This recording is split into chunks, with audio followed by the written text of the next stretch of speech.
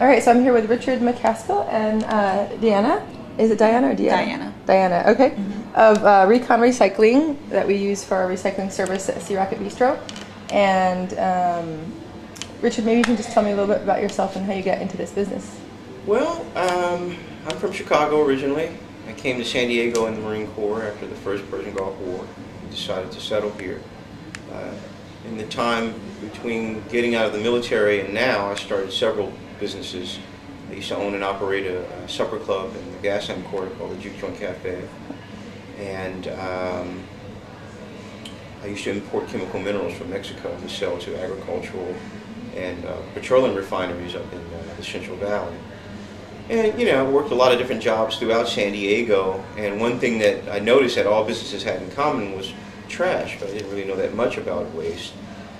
And after about 5 or 6 years in the music industry, touring bands around the country, we decided that we wanted to get involved in what we felt was the next evolution of America, or the world really, is the environmental movement. Alternative fuels, alternative waste management and waste reduction. And so slowly we started to do some research about recycling, and we actually started to interact with homeless people, because the homeless were very active and very organized in their process of scavenging recyclables. A lot of people think that they take the recyclables from the blue bin, and maybe some people do.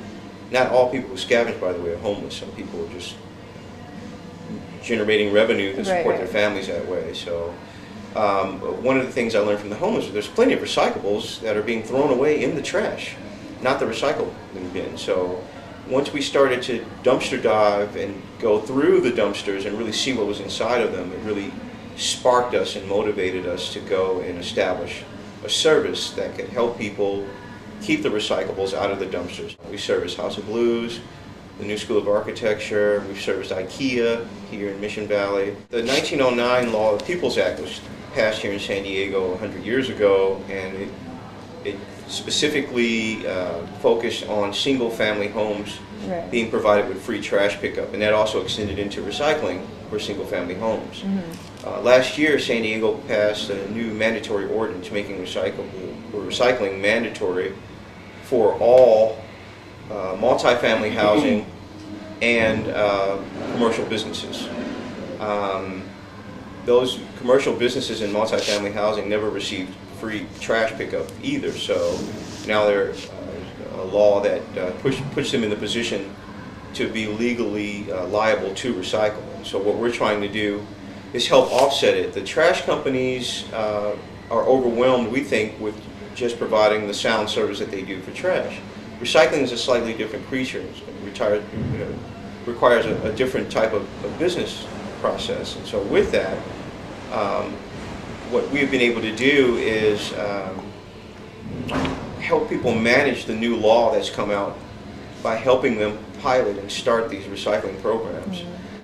You know, the law has been passed in phases. Larger facilities have to start now, I think up to 20,000 square feet. And then maybe next year, if you're up to 10,000, maybe 5 to 10,000 square feet, and then the year after that, all property. So the smallest businesses will be hit Have the longest time last. to... But there is an issue with trash cost, because by 2012, the landfill will actually close at Miramar, which means that the waste that is being buried there is going to have to be shipped out a lot further, which means that the cost for waste hauling and trash pickup is going to increase. So the opportunity for the consumer and for the end user is to reduce their trash by recycling, so they don't have such high trash costs. And in most cases, House of Blues, for instance, they save $20,000 a year on their trash bill, even with paying us. So the savings are real and the opportunities are real for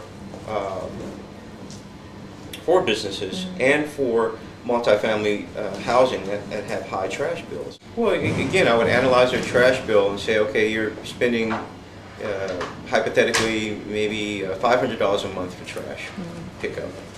85% of the trash that's going into your dumpster is recyclable. I'm going to take all of it.